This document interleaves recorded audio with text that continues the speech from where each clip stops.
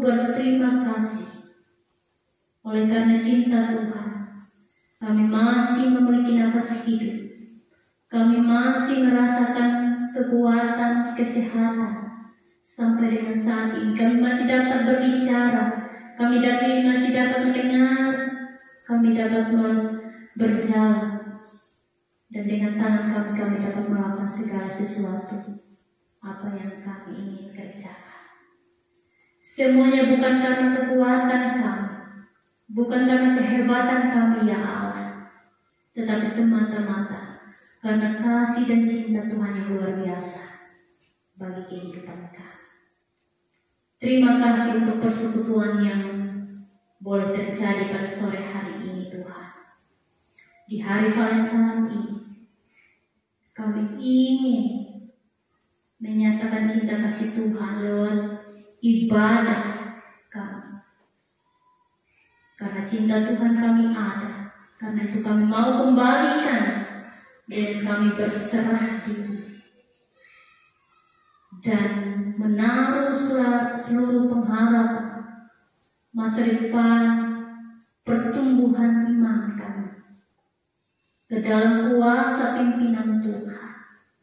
Karena itu ya Allah, pada saat ini ketika kami ada, kami telah memuji mempermuliakan nama-Mu, dan ketika kami akan masuk dalam perenungan firman Tuhan, kami mohon kuasa Roh Kudus-Mu menguasai hati kami, hidup kami, terlebih bagi Bapak Pendeta, hamba-Mu yang akan menyatakan kebenaran cinta kasih Tuhan bagi kami semua anak-anak pemuda Kristen. Kami mohon kuasa Roh Kudus-Mu memperlengkapi mengurapi Bapak Pendeta, sehingga apa yang disampaikan semuanya datang dari Tuhan, yang merupakan cinta sejati yang akan mengajarkan kami untuk menjadi anak-anak Tuhan yang juga akan menyatakan cinta kasih Yesus dalam kehidupan pribadi dan kehidupan kebersamaan kami dimanapun. Karena itu ya Allah, inilah persekutuan kami, berkatilah kami, kuduskan kami, dan kami semua telah rindu untuk mendengarkan Tuhan yang akan bersabda kepada kami sekalian. Amin.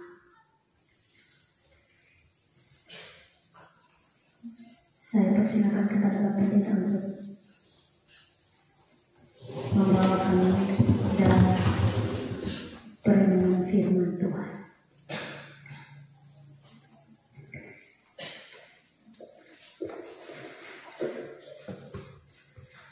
Terima kasih Nona Guru Injil.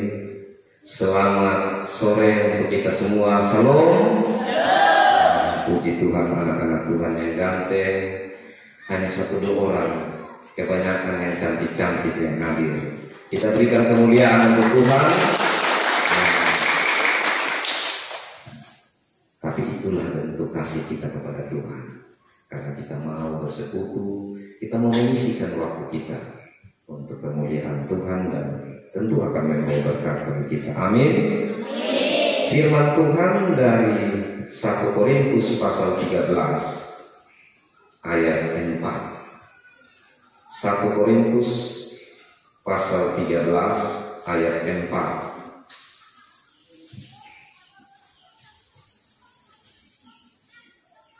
Siapa yang sudah temukan bilang amin. Berarti yang lain belum menemukan. Sudah temukan semua? Baik, mari kita baca bersama-sama 1 Korintus 13 ayat 4. 1, 2, 3. Kasih sabar, kasih murah hati, ia tidak cemburu, ia tidak merendahkan diri dan tidak sombong. Demikian firman Tuhan. Yang berbahagia adalah siapa? Yang mendengar dan melakukan firman Tuhan. Jadi tidak hanya mendengar. Kalau mendengar saja itu baru setengah bahagia. Tapi kalau yang suka dengar firman Tuhan, tapi juga mau melakukannya, mereka orang-orang yang berbahagia, yang sesungguhnya. Shalom. Baik. Adik-adik, rekan-rekan muda yang terkasih dalam Yesus Kristus, kita akan bersama-sama ada di dalam situasi hari kasih sayang. Jadi Bapak Pendeta pilih bagian bacaan firman Tuhan tentang kasih. Yang pertama dia katakan di situ, kasih itu sabar. Ciri-ciri orang yang sabar itu yang bagaimana? Coba kasih contoh. Yang sabar itu yang bagaimana? Jadi bisa menahan diri untuk emosinya, ya. Apa lagi? Ya, Bapak Pendeta tidak terlalu dengar, ya. Ada sedikit bermasalah dengan ini gaul gereja dan gereja. Ya, jadi kalau contoh-contoh kita pasti bisa temukan. Kalau di gereja itu kalau habis ibadah atau bahkan sementara ibadah itu ada orang yang mulai resah, itu tandanya orang tidak. Dia pikir, wih ini air di sawah ini lambat sudah untuk saya kasih keluar atau saya kasih masuk air di sawah. Air ini bisa masuk pulang cepat karena ada tanam saya sudah terlanjur terima dia punya uang tanam. Habis juga ibadah. Ini saya ini hari ini harus cari uang kelompok. Saya hanya datang supaya berdoa Tuhan berkati buka jalan supaya pulang ini saya bisa dapat uang untuk arisan kelompok duka. Sepertinya begitu ya. Jadi membuat orang habis ibadah itu bahkan kalau masih ada mau berdiri Bapak Noel ngomong di situ tidak sabar. Atau ada yang kerokok, dia ditahannya bilang mama, sudah keluar sudah. Nah, jadi kesabaran itu penting sekali karena tanda bahwa kita memiliki kasih, salah satunya kita memiliki kesabaran. Hal yang berikutnya, kasih itu apa lagi? Murah hati. Nah, ini kita berbicara murah hati. Tadi kita menyanyi itu tentang Yesus yang memberi, menunjukkan kemurahan cinta kasih Allah. Jadi kita belajar kasih. Itu yang pasti. Sehari-hari kita lihat dari orang tua, dari saudara-saudara kita, dari pacar, ya. Kita belajar apa itu kasih. Tetapi dasar sebagai orang Kristen kita belajar kasih itu adalah kasih Allah yang telah Allah tunjukkan dalam Yesus Kristus, yaitu kasih yang murah. Kadang-kadang kita bilang kan kita jengkel, kita ada sementara pas uang 1.000, kita baru makan ini biskuit sudah ada ini, itu kasih bukan murah hati ya toh. Kita beri dengan terpaksa, tidak ikhlas gitu. Nah, seperti itu. Jadi kalau murah hati itu berarti dia harus betul-betul kasih sama Tuhan juga. Sampai di jalan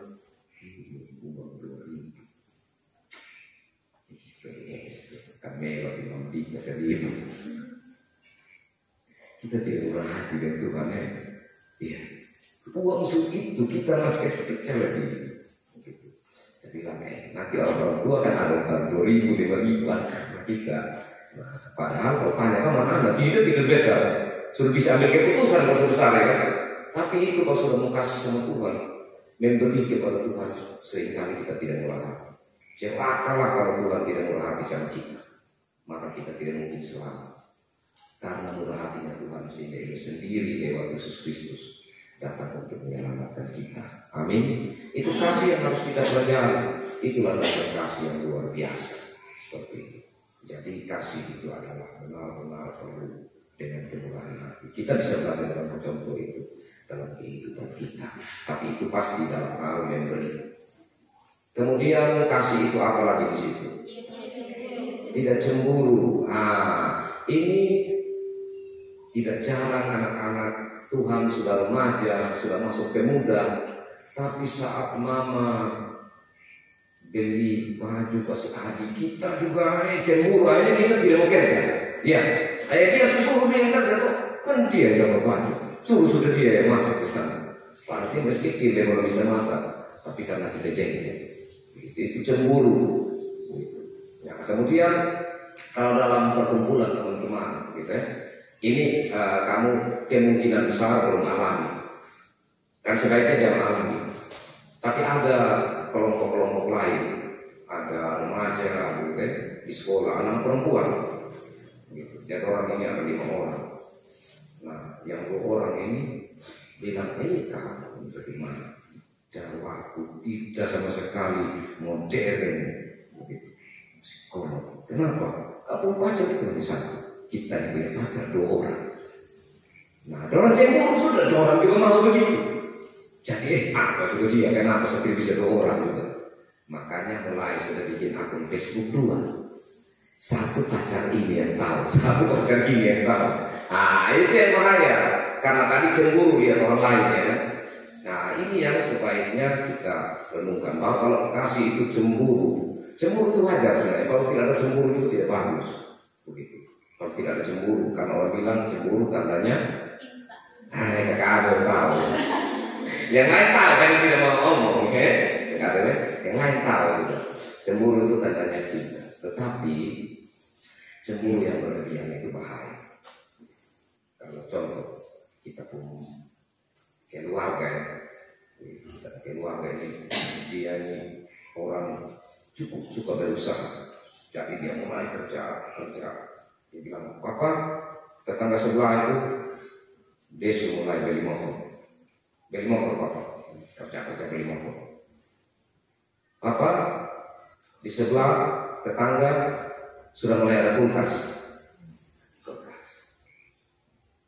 Itu masih baik. Papa, di sebelahnya papa sudah kokoh, kerja keras, beliau masih baik. Giliran, bagaimana di sebelah itu? Istri sudah 2. Oh, kita itu 1 yang bangun. Nah, itu kan bahaya. Nah, jadi cemburu itu pada tingkat tertentu itu bahaya. Kita cemburu yang 1 pun dia bisa juara, 1 harus belajar kuat ya. Tapi belajar kuat di sisi lain kita sakit nyontek. Itu salah. Itu cemburu untuk bersaing dengan orang lain, tetapi nyontek. Itu baik pula. Jadi cemburu dalam hal yang positif itu baik. Jangan cemburulah dengan hal, karena nanti kamu akan belajar tentang hal ini. Di dalam kehidupan kalian semakin dewasa, kalian akan semakin belajar. Karena banyak orang-orang dewasa, kenapa tidak pergi gereja? Dia akan membina alat ke gereja, mengantongi li umam dan alat ke gereja, tapi murid na penyuruh kena ketekkan. Nah, artinya dia diberkati betul lebih hidup begitu. Padahal jangan alat ke gereja kalau kita. Nah, tidak. Dia punya kebahagiaan akan beda dengan kita. Kalau dia punya pagi mulai rusak, dia pasti akan mati-mati. Dia punya kebahagiaan itu akan beda dengan kita. Biar kalau kita punya pagi rusak, pasti Tuhan akan kasih jalan lain. Kenapa Tuhan kasih tantangan saya seperti ini? Ya toh, kita pasti akan. Kalau putus cinta, kita tidak cepat-cepat dia minum obat. Taruh di sini madu, di sini racun. Saya minum yang madu atau racun. Ya, tidak akan ada pemikiran begitu. Ya kan? Putus cinta, tetap saya akan dekat dengan Tuhan. Saya tetap kok hidup ini tetap berjalan. Saya bukan dia saja laki-laki di dunia ini, atau bukan dia saja perempuan. Kalau memang kita tidak bisa bersama-sama, ya, karena saya masih muda, bukan itu yang utama dalam hidup saya. Yang paling utama adalah saya senang mengejar masa depan saya. Dan saya punya satu target untuk masa depan saya. Jadi cemburu kita tempatkan pada standar yang benar, itu akan membawa pertumbuhan hidup kita. Kalau salah, maka dia akan merugikan. Apalagi di situ? Ya, tidak memegahkan diri dan tidak sombong itu kakak adik. Ya, memegahkan diri, sombong itu kakak adik. Jadi orang yang memegahkan diri itu begitu. Jadi dia memiliki kemampuan. Contohnya saya ditinggal di sekolah. Jadi saya itu merasa yang hebat, yang lain itu hebat, kecil semua. Jadi kalau macam ada yang minta sama dia, tolong bantu saya, dia tidak mau karena dia tidak mau ada yang saya dia.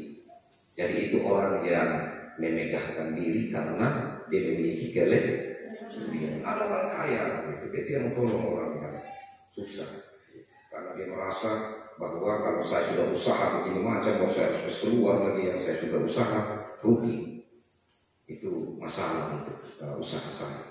Jadi terus macam ya, bisa menyanyi gitu, atau bisa main musik, terus tidak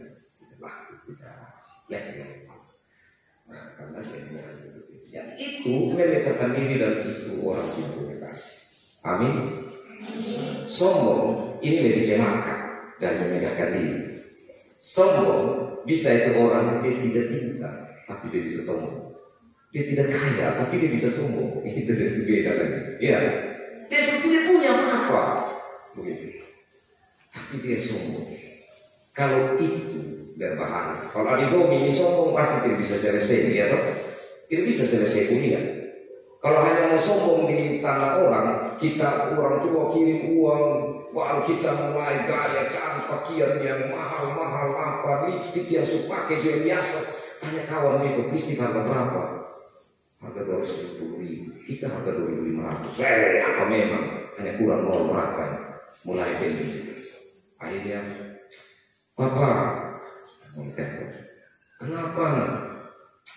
Ini mau tutup kopi lagi, kalau tidak mau tutup kopi. Apa lagi? Papa sudah pindah kos, yang kos satu tidak aman. Kau pindah di mana lagi? Kos satu tapi dia lebih mahal ya Bapak. Itu mulai hitung sudah, waduh sudah banyak hal sudah yang kita pikir yang mengelabui orang tua. Itu kasih takut itu.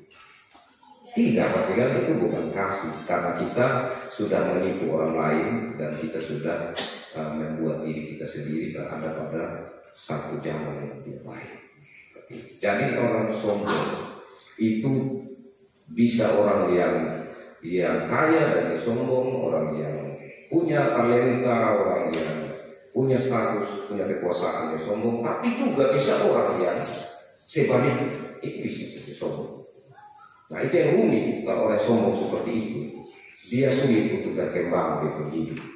Contohnya begini, kita baru bilang, jadi kasih itu adalah yang saya suka tahu kita. Padahal dia tahu mana akhirnya dia bisa dapat, ya kan? Mana dia bisa dapat itu pengertian? Karena dia merasa dia sudah tahu semua. Jadi kalau teman mau tahu, ya kita tidak tahu ada satu pelajaran itu. Dan teman kita tahu persis kalau kita tidak tahu. Nah ini begini, sudah tahu. Nah itu pasti berat. Dan kalau orang yang begitu, maka sulit untuk dia mengalami perkembangan dalam hidup. Dan juga pasti sulit ada kawan ya. Kalau orang yang begitu kita duduk, sudah kan bikin pamer. Ini orang sombong semua. Kita sudah aman tuh. Karena apa? Kalau orang sombong itu tidak akan dapat kita omong dengan dia. Kalau kita omong di langit pertama, dia akan omong langit kedua.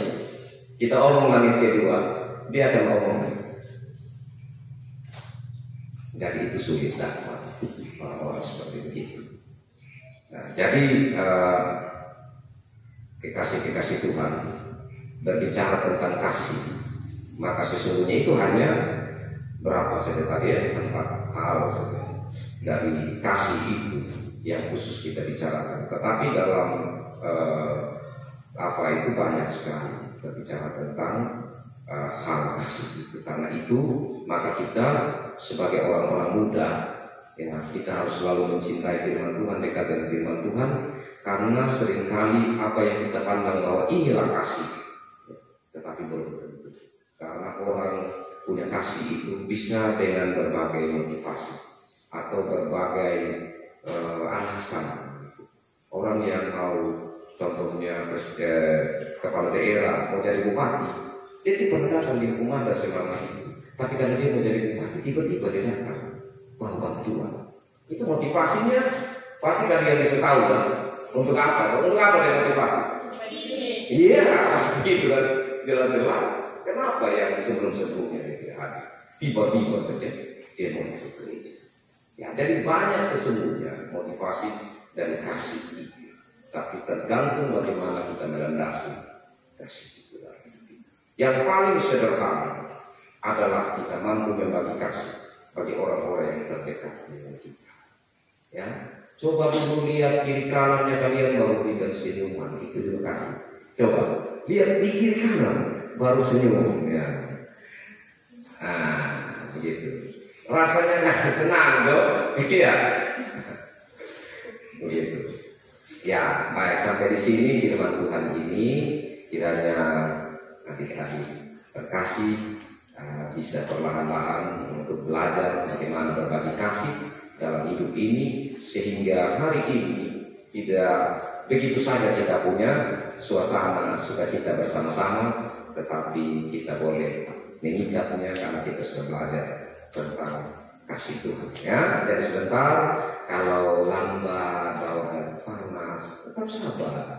Ya, kalau ya memang itu sabar tidak gampang, tidak. Tapi kita belajar pelan-pelan. Bapak lihat ada orang tidak sabar, tapi saya dilatih perlahan-lahan. Saya tidak sabar. Saya itu orang yang ingin cepat-cepat. Melakukan ini. Kalau terlalu lambat, saya tidak bisa. Tetapi saya belajar bahwa terburu-buru itu juga pada akhirnya kita bisa salah melakukan. Seperti cepat-cepat untuk kita ambil keputusan bisa salah. Dari waktu kesabaran kita harus betul-betul sekali belajar. Jadi ini saja Nona Guru Injil kemarin dalam firman Tuhan disampaikan, Tuhan memberkati. Atau ada di situ itu lagu kasih itu murah hati, ada kasih pasti lemah lembut. Oke, kita menyanyi itu ya. Kasih pasti lemah lembut, kasih pasti murah hati, kasih pasti murah hati, kasihmu Tuhan. Kita lagi. Kasih pasti lemah lembut, kasih pasti memaafkan, kasih pasti murah hati, kasihmu Tuhan.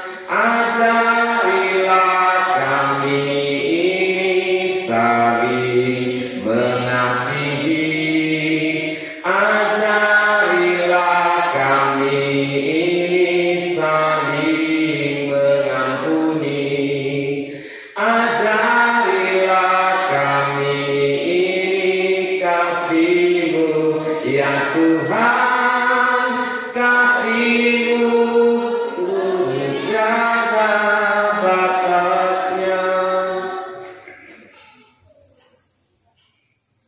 Kita menyanyi nanti ada untuk kita jalankan nanti kalau Bapak kita bawa doa.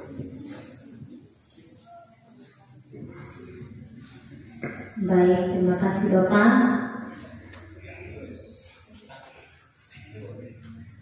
Ya, kita akan membawa persembahan.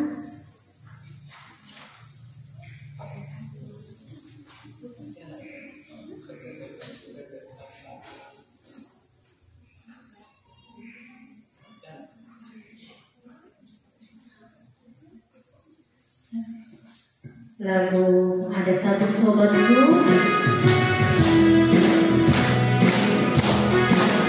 Sobat kita Tuhan Yesus, sumber kita kasih yang besar yang berharga. Karena itu mari kita memberikan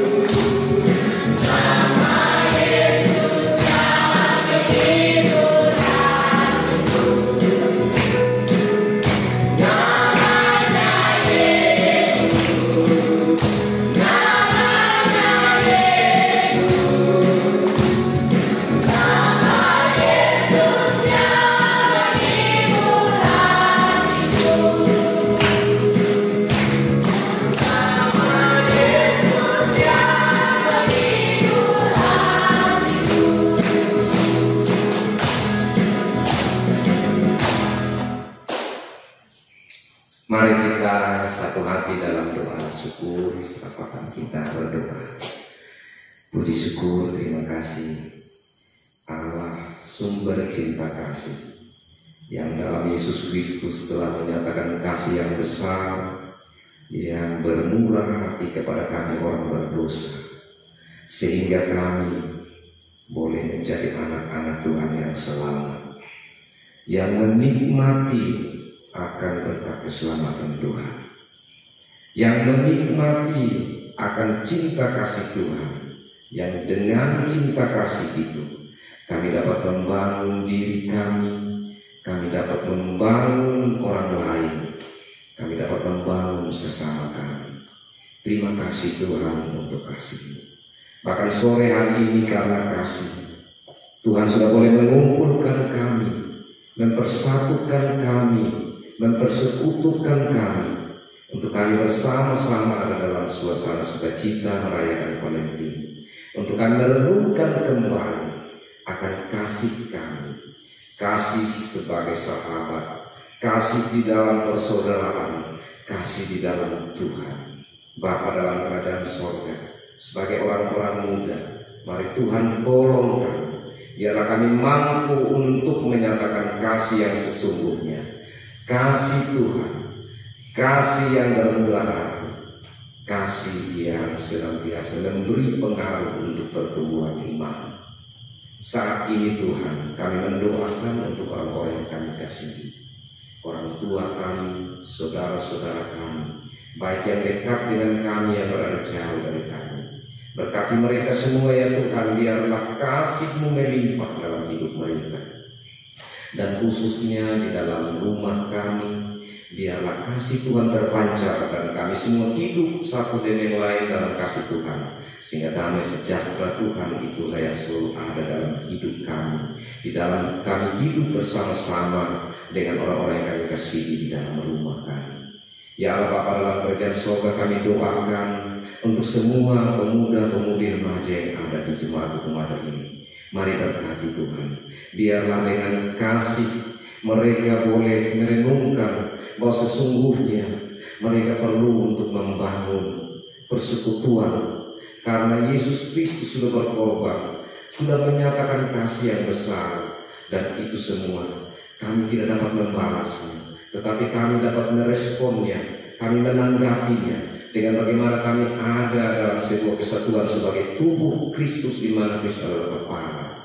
Terlebih khususnya kami sebagai pemuda-pemudi Kristen di jemaat Hukum-Adat ini. Kami juga mendoakan untuk kaum bapak, kaum ibu, kaum anak, berkatilah mereka.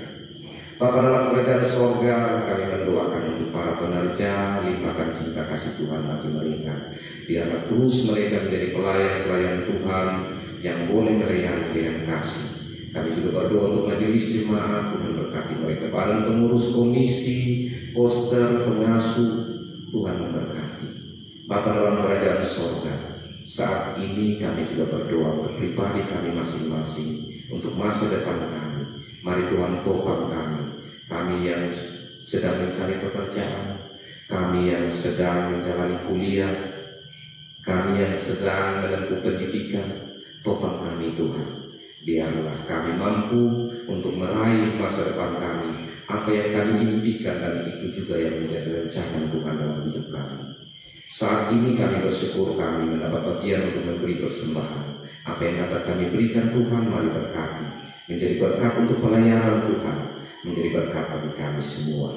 Terima kasih Tuhan, kami serahkan akan acara kami sebentar sampai kami berpisah. Hanya dalam tuntunan Tuhan, dalam Yesus Kristus kami berdoa. Amin. Saya kembalikan kepada penuntut Injil, masih ada satu pujian yang berkisah.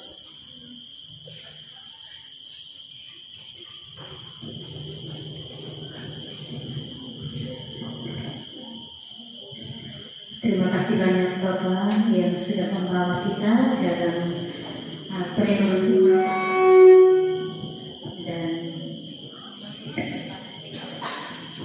kita sekali lagi menyanyi satu lagu, Hidup Ini Adalah Kesempatan, dan Marilah kita mendengarkan cinta kasih Tuhan lewat kesempatan hidup yang ada.